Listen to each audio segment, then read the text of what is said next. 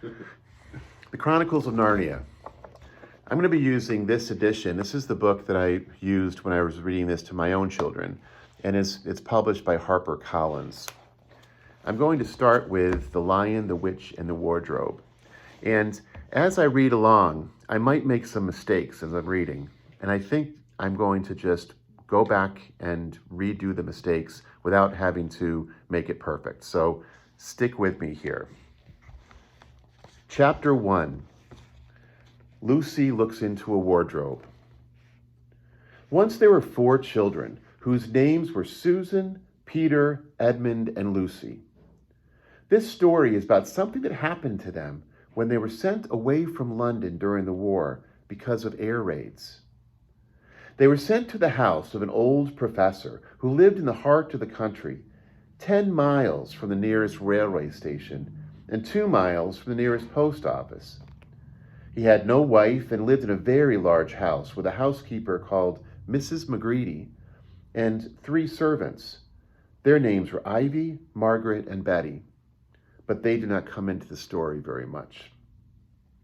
He himself was a very old man with shaggy white hair, which grew over most of his face as well as on his head, and they liked him almost at once. But on the first evening, when he came down to meet them at the door, he was so odd-looking that Lucy, who was youngest, was a little afraid of him. And Edmund, who was next youngest, wanted to laugh and had to keep on pretending he was blowing his nose to hide it. As soon as they had said goodnight to the professor and gone upstairs on the first night, the boys came into the girls' rooms and they all talked it over. "We've fallen on our feet, make no mistake," said Peter. "This is going to be perfectly splendid. That old chap will let us do anything we like." "I think he's an old dear," said Susan. "Oh, come off it," said Edmund, who was tired, and pretending not to be tired, which always made him bad-tempered. "Don't go on talking like that." "Like what?" said Susan. "And anyway, it's time you were in bed." "Trying to talk like mother," said Edmund. "And who are you to say when I'm to go to bed? Go to bed yourself." "Hadn't we all better go to bed?" said Lucy. "There's sure to be a row if we are heard talking up here." "No, there won't," said Peter. "I tell you, this is the sort of house where no one's going to mind what we do. Anyway, they won't hear us. It's about 10 minutes' walk from here down to that dining room, and any amount of stairs and passages in between." "What's that noise?" said Lucy suddenly. It was a far larger house than she had ever been in before, and the thought of all those long passages and rows of doors leading into empty rooms was beginning to make her feel a little creepy. "It's only a bird, silly," said Edmund. "It's an owl," said Peter. "This is going to be a wonderful place for birds. I shall go to bed now. I say, let's go and explore tomorrow. You might find anything in a place like this. Did you see those mountains as we came along? And the woods? There might be eagles. There might be stags. There'll be hawks." "Badgers," said Lucy. "Foxes," said Edmund. "Rabbits," said Susan. But when the next morning came, there was a steady rain falling, so thick that when you looked out of the window, you could see neither the mountains nor the woods nor even the stream in the garden. "Of course it would be raining," said Edmund. They had just finished their breakfast with the professor and were upstairs in the room he had set apart for them, a long, low room with 2 windows looking out in one direction and 2 in another. "Do stop grumbling, Ed," said Susan. 10 to 1 it'll clear up in an hour or so. And in the meantime, we're pretty well off. There's a wireless and lots of books." "Not for me," said Peter. "I'm going to explore the house." Everyone agreed to this, and that was how the adventures began. It was the sort of house that you never seemed to come to the end of, and it was full of unexpected places. The first few doors they tried led only into spare bedrooms, as everyone had expected they would. But soon they came to a very long room full of pictures, and there they found a suit of armor. And after that was a room all hung with green, with a harp in one corner. And then came 3 steps down and 5 steps up, and then a kind of little upstairs hall, and a door that led out into the balcony, and then a whole series of rooms that led into each other and were lined with books, most of them very old books, and some bigger than a Bible in a church. And shortly after that, they looked into a room that was quite empty, except for one big wardrobe, the sort that has a looking glass in the door. There was nothing else in the room at all, except a dead blue bottle on the windowsill. "Nothing there," said Peter, and they all trooped out again, except Lucy. She stayed behind because she thought it would be worthwhile trying the door of the wardrobe, even though she felt almost sure it would be locked. To her surprise, it opened quite easily, and 2 mothballs dropped out. Looking into the inside, she saw several coats hanging up, mostly long fur coats. There was nothing Lucy liked so much as the smell and feel of fur. She immediately stepped into the wardrobe and got in among the coats and rubbed her face against them, leaving the door open, of course, because she knew it was very foolish to shut oneself into any wardrobe. Soon she went further in and found there was a second row of coats hanging up behind the first one. It was almost quite dark in there, and she kept her arms stretched out in front of her so as not to bump her face into the back of the wardrobe. She took a step further in, then 2 or 3 steps, always expecting to feel woodwork against the tips of her fingers. But she could not feel it. "This must be a simply enormous wardrobe," thought Lucy, going still further in and pushing the soft folds of the coats aside to make room for her. Then she noticed there was something crunching under her feet. "I wonder, is that more mothballs?" she thought, swooping down to feel it with her hand. But instead of feeling the hard, smooth wood of the floor of the wardrobe, she felt something soft and powdery and extremely cold. "This is very strange," she said, and went on a step or 2 further. Next moment, she found that what was rubbing against her face and hands was no longer soft fur, but something hard and rough and even prickly. "Why, it is just like branches of a tree," exclaimed Lucy. And then she saw that there was a light ahead of her, not a few inches away where the back of the wardrobe ought to have been, but a long way off. Something cold and soft was falling on her. A moment later, she found that she was standing in the middle of a wood at nighttime with snow under her feet and snowflakes falling through the air. Lucy felt a little frightened, but she felt very inquisitive and excited as well. She looked back over her shoulder, and there, between the dark tree trunks, she could still see the open doorway of the wardrobe, and even catch a glimpse of the empty room from which she had set out. She had, of course, left the door open, for she knew that it was a very silly thing to shut oneself into a wardrobe. It seemed to be daylight there. "I can always get back if anything goes wrong," thought Lucy. She began to walk forward, crunch, crunch over the snow, and through the wood toward the other light. In about 10 minutes, she reached it and found it was a lamp post. As she stood looking at it, wondering why there was a lamp post in the middle of a wood, and wondering what to do next, she heard a pitter-patter of feet coming toward her. And soon after that, a very strange person stepped out from among the trees in the light of the lamppost. He was only a little taller than Lucy herself, and he carried over his head an umbrella, white with snow. From the waist upward he was like a man, but his legs were shaped like a goat's. The hair on them was glossy black, and instead of feet he had goat's hooves.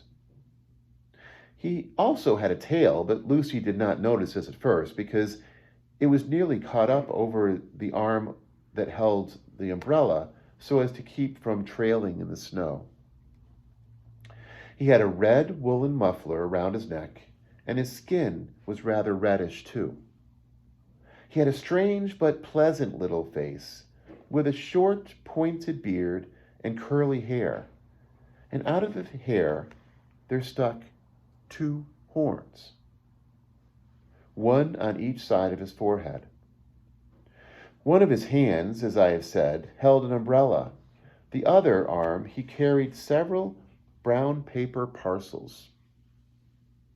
What with the parcels and the snow, it looked just as if he had been doing his Christmas shopping. He was a fawn. And when he saw Lucy, he gave such a start of surprise that he dropped all his parcels. "Goodness gracious me!" exclaimed the fawn. Chapter 2. What Lucy Found There. "Good evening," said Lucy. But the fawn was so busy picking up his parcels that at first it did not reply. When it had finished, it made her a little bow. Good evening, said the fawn. "Excuse me, I don't want to be inquisitive, but should I be right in thinking that you are a daughter of Eve?" "My name's Lucy," said she, not quite understanding him. "But you are, forgive me, you are what they call a girl?" said the fawn. "Of course I'm a girl," said Lucy. "You are, in fact, human?" "Of course I'm human," said Lucy, still a little puzzled. To be sure, said the fawn. "How stupid of me, but I've never seen a son of Adam or a daughter of Eve before. I'm delighted. That is to say," and he stopped as if he had been going to say something it had not intended to, but had remembered in time. Delighted, he went on. "Allow me to introduce myself. My name is Tumnus."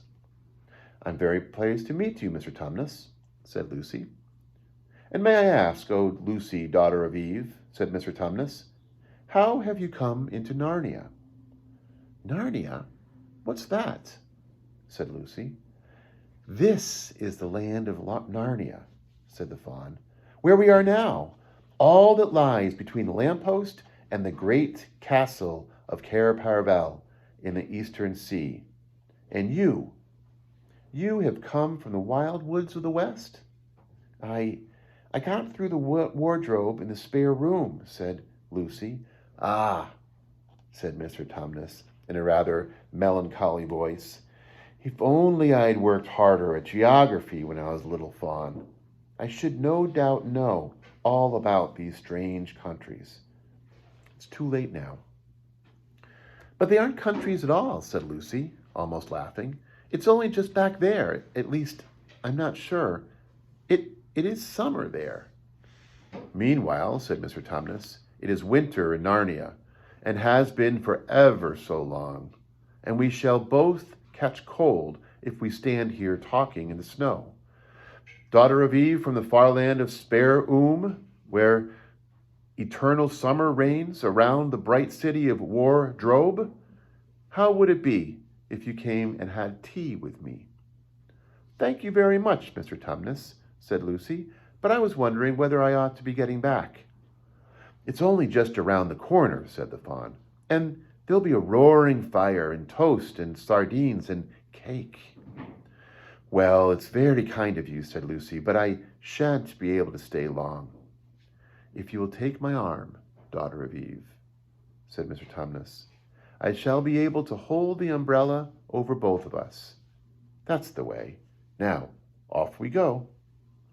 And so Lucy found herself walking through the wood, arm in arm with a strange creature, as if they had known one another all their lives. They had not gone far before they came to a place where the ground became rough, and there were rocks all around, and little hills up and little hills down. At the bottom of one small valley, Mr. Tumnus turned suddenly aside, as if he were going to walk straight into an unusually large rock. But at the last moment, Lucy found he was leading her into the entrance of a cave. As soon as they were inside, she found herself blinking in the light of the wood fire. Then Mr. Tumnus stooped and took a flaming piece of wood out of the fire with a neat little pair of tongs and lit a lamp. "Now we shan't be long," he said, and immediately put a kettle on. Lucy thought she had never been in a nicer place. It was a little dry, clean cave of reddish stone with a carpet on the floor and two little chairs, one for me and one for a friend, said Mr. Tumnus, and a table and a dresser and a mantelpiece over the fire, and above that a picture of an old faun with a gray beard. In one corner there was a door which Lucy thought must lead to Mr. Tumnus's bedroom. On one wall was a shelf full of books. Lucy looked at these while he was setting out the tea things. They had titles like The Life and Letters of Silenus, or Nymphs and Their Ways, or Men, Monks, and Gamekeepers, A Study in Popular Legend, or Is Man a Myth? "Now, daughter of Eve," said the faun, and really it was wonderful tea. There was a nice brown egg, lightly boiled, for each of them, and then sardines on toast, and then buttered toast, and then toast with honey, and then a sugar-topped cake. And when Lucy was tired of eating, the faun began to talk. He had wonderful tales to tell of life in the forest. He told about the midnight dances, and how the nymphs who lived in the wells and the dryads who lived in the trees came out to dance with the fauns, about long hunting parties after the milk-white stag who could give you wishes if you caught him, about feasting and treasure-seeking with the wild red dwarves in deep mines and caverns far beneath the forest floor.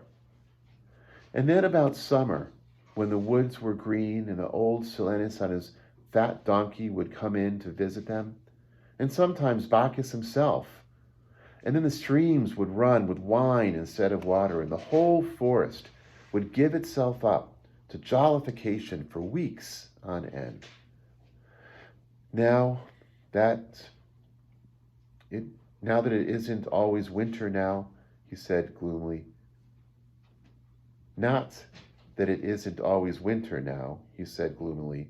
Then to cheer himself up, he took out from his case on the dresser a strange little flute that looked as if it were made of straw, and began to play.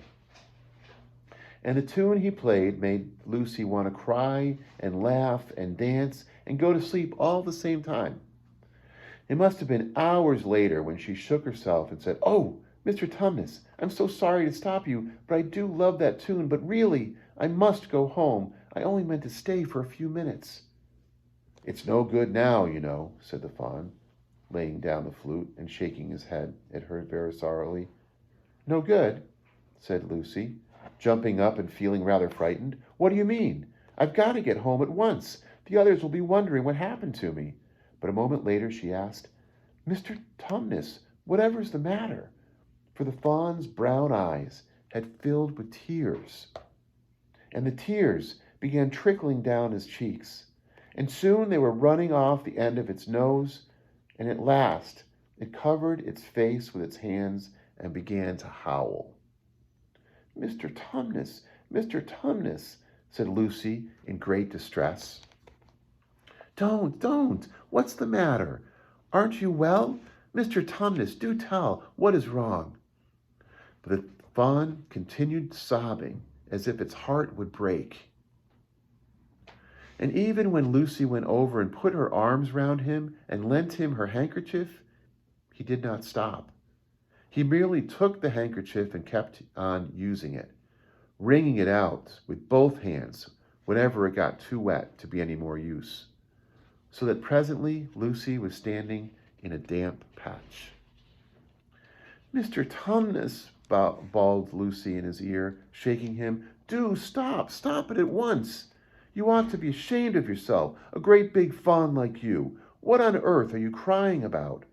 Oh, sobbed Mr. Tumnus. "I'm crying because I'm such a bad fawn." "I don't think you're a bad fawn at all," said Lucy. "I think you're a very good fawn. You're the nicest fawn I've ever met." Oh, you wouldn't say that if you knew," replied Mr. Tumnus between his sobs. "No, I'm a bad fawn. I don't suppose there was ever a worse fawn since the beginning of the world." "What have you done?" asked Lucy.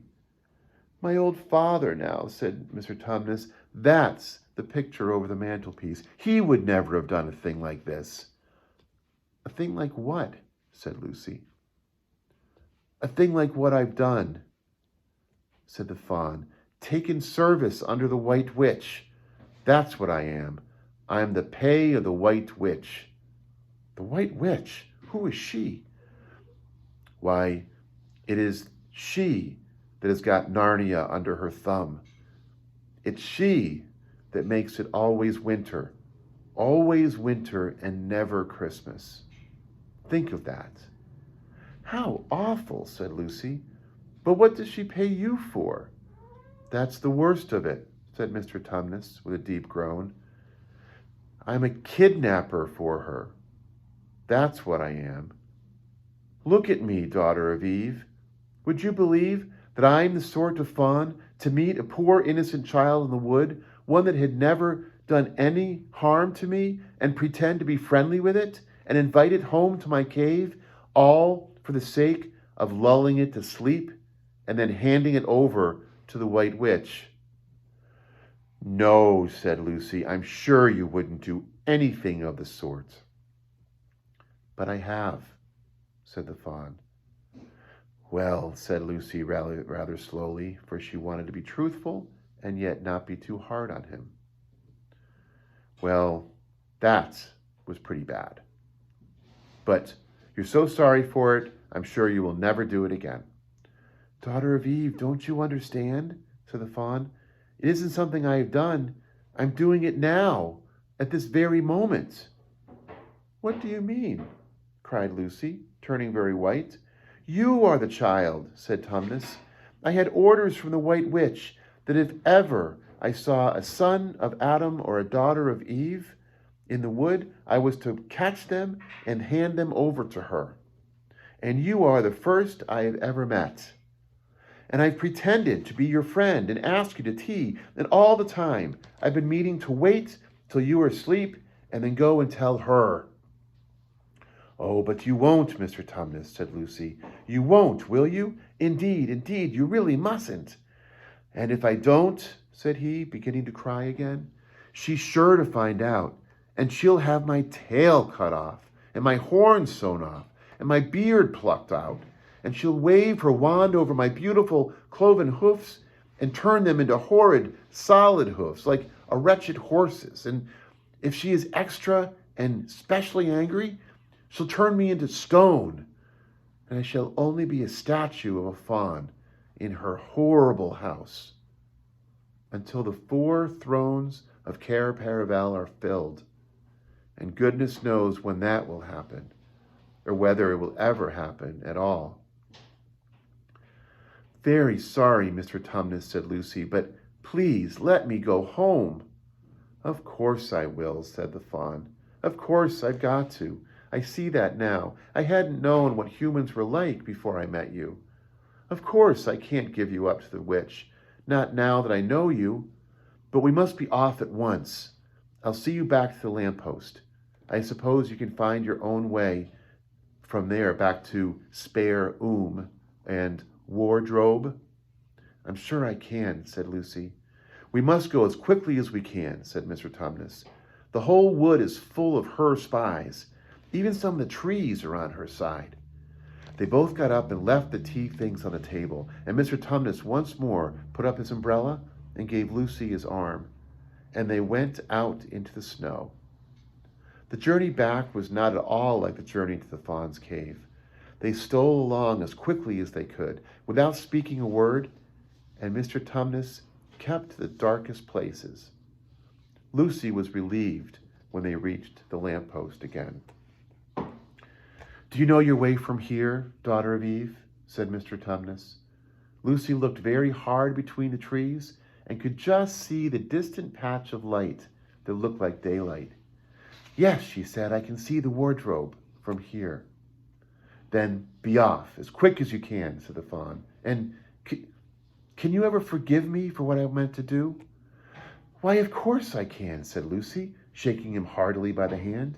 "And I do hope you won't get into dreadful trouble on my account." "Farewell, daughter of Eve," said he. "Perhaps I may keep the handkerchief?" "Rather," said Lucy, and then ran toward the far-off patch of daylight as quickly as her legs could carry her.